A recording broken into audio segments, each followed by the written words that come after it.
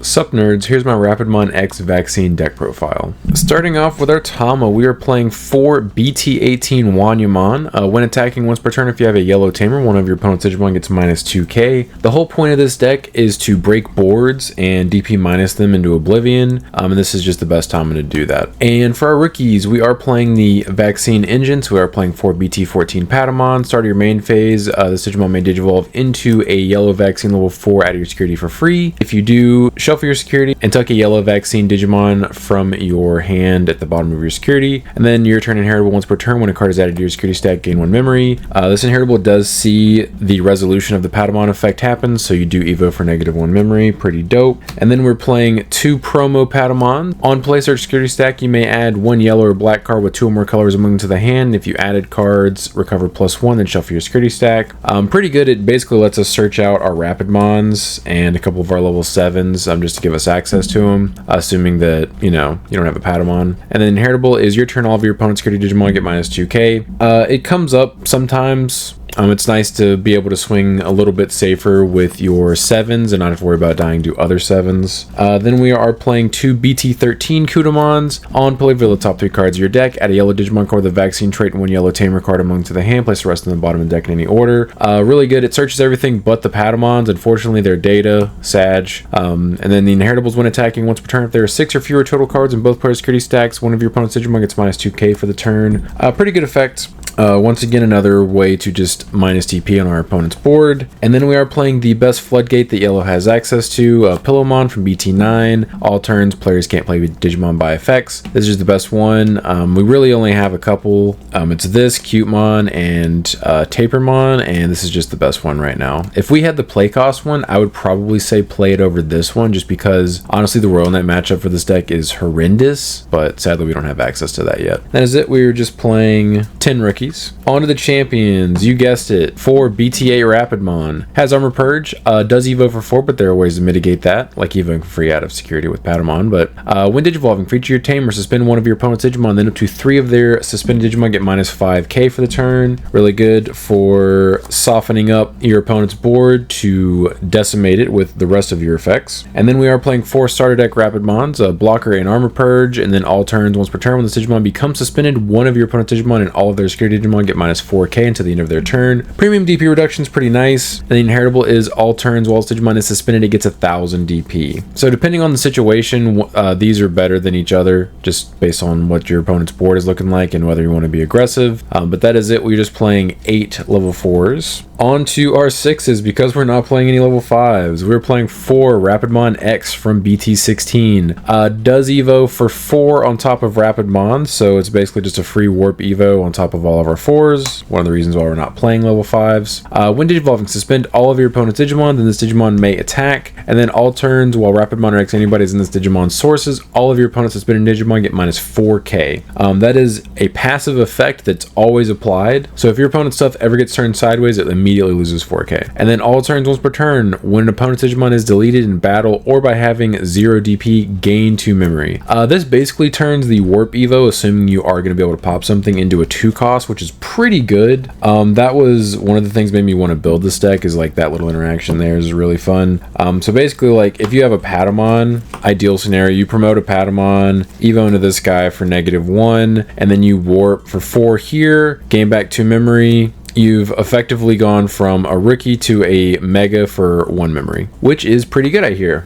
But that is it. We're just playing 4 level 6s. On to our 7s. I, at one point, was playing 6 of these. It was 2 each of them, but I cut them down. They don't really clog your hand, but I just wanted more searching cards to replace them. But we are playing 1 BT17 Burst Mode Ace. Does evo for 5 on top of our Rapidmon, assuming we're not acing into it. On play, when Digivolve, you may play 1 tamer card from your hand without paying the cost, and one of your opponent's Digimon gets minus 5000 DP for the turn for each of your tamers. Pretty nice, because we are playing quite a few tamers. And then when attacking, by suspending up to 2 of your yellow tamers, for each one this Digimon gains security attack +1 for the turn. So this guy is a triple checker if you do that, which is pretty nasty. Obviously really good removal. You just basically just hard play this, and it's just like a Wyvern's Breath on legs, and then if they don't deal with it, they're probably dead on the next turn. Then we are playing 1 Ruin Mode from EX9. Also evos for 5, and then when Digivolving / on deletion, all of your opponent's Digimon get minus 5,000 DP until the end of their turn. End of attack, delete this Digimon and one of your opponent's Digimon, recover +1. Then if you have a tamer, hatch in your breeding area. Really good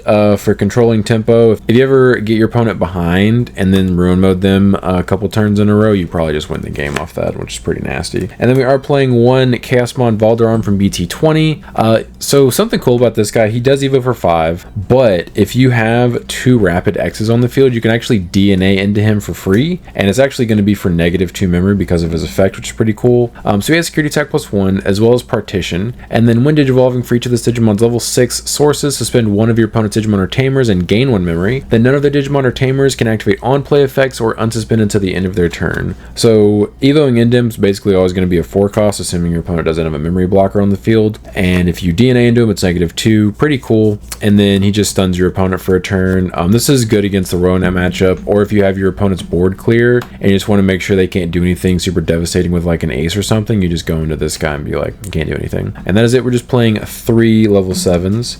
There's quite a few search cards in here, and that's why I felt comfortable cutting all these down to 1. You're going to be able to see them.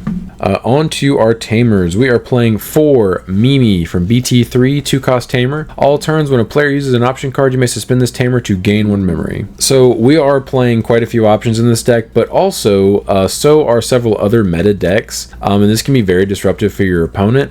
An example is Grav Crush in Digimon decks. You can just be like, hey, I am only going to let you get 1 memory for that. And if you have 2 of these out, 1 Grav Crush is 0 memory, which is pretty sick. If you're playing against a deck like that, you want to leave these unsuspended on your opponent's turn, steal memory from them whenever they activate their options. Also against Royal Knights, which as I said is definitely the worst matchup for this deck. It's good against the 2 options that they play. Yeah, just really good. Once you get these out and you start stacking them, it makes your plays that much cheaper, which is pretty cool, assuming you don't need to leave them unsuspended to disrupt your opponent. And then we are playing 1 BT14 TK, RIP the homie. On play, by returning the top card of your security stack to the hand, you may place 1 yellow card with the vaccine trait from hand at the bottom of your security stack. Your turn, when a card is added to your security stack, by suspending this tamer, gain 1 memory. This card needs to go back to 4. I don't know what Bandai was thinking. I think them hitting Awakening to 1 was fine. They did not need to hit this card. Give it back to us, Bandai. And then we are playing 4 TKs at home, 4 BT8 Cody Hida, 3-cost tamer. Start of your main phase, if you have a yellow Digimon in play, gain 1 memory, and then your turn, one of your Digimon with 2 or more colors attacks, you may suspend this tamer to give one of your opponent's Digimon minus 2k for the turn.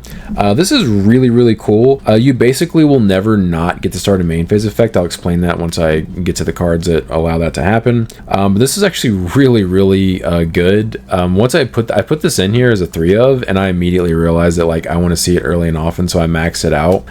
This is actually better outside of the Patamon and triggering the Patamon consistently. It's actually better than the BT14 TK for consistently gaining you memory every turn. It's really good, and the minus DP is also just icing on the cake. And then we are playing 4 BT1 TKs. This is our memory setter, and then on play, look at your security stack, reveal 1 card and add it to your hand. If it's yellow, trigger recovery +1, then shuffle your security stack. So the only non-yellow card in the deck are the 4 Mimis, so more often than not, you're not gonna not recover off this. But this basically gives us access to our second hand at any point in the game. Because we're basically always going to know what's in there, and if we ever need a card, we just activate one of these, grab it, and then recover and shuffle. Pretty cool. And that is it. We are playing 13 tamers, which you kind of have to play a lot of tamers with BT8 Rapidmon just so you consistently suspend your opponent's stuff.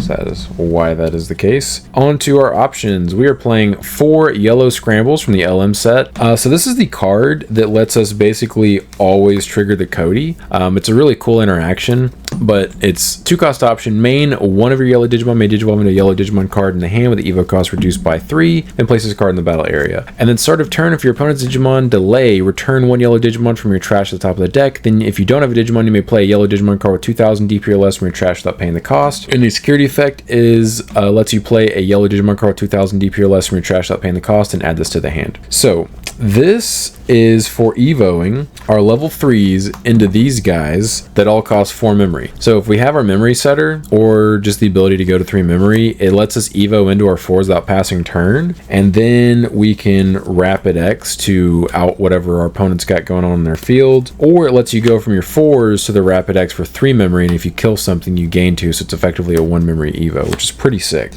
And the fact that this lets you start of turn play a body out if your opponent ever clears your board, your Codys are always going to gain your memory because Cody started main phase. It's really cool. Once you start stacking some of your tamers out, you basically are going to like 5-6 plus memory every single turn. Pretty nice. And then we are playing 4 yellow memory boost promo. Search the top 4 cards of your deck, add a yellow Digimon card, bot deck the rest, and then place this card in the battle area, and then delay, trash it to gain 2 memory. Securities, place this card in the battle area. We really need to find our pieces because the engine is quite small outside of the tamers and stuff. Like the Digimon engine is very small, so we want to be able to find our pieces. And unfortunately, none of the draw power tamas just really made enough sense for me to play them over Wanyamon. So I decided just to max this out. And then we are also playing 4 amber memory boosts from LM set. Basically the same thing as the yellow memory boost for the functions of this deck. You reveal the top 3 cards of your deck, add a yellow Digimon or purple Digimon, add it to your hand, and then put the rest on the bottom of the deck. Place this card in the battle area, then trash it to gain 2 memory, and securities play it in the battle area. Yeah,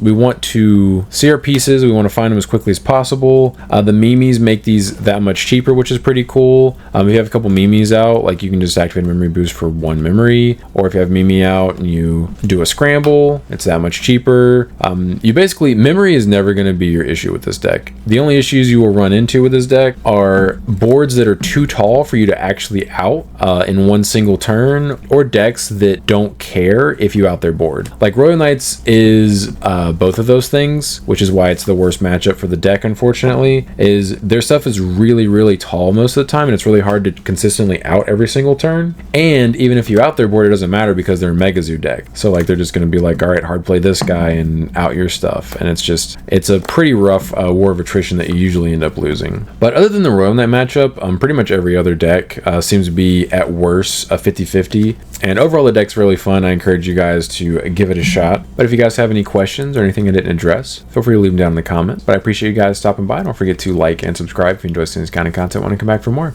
But until next time, see ya.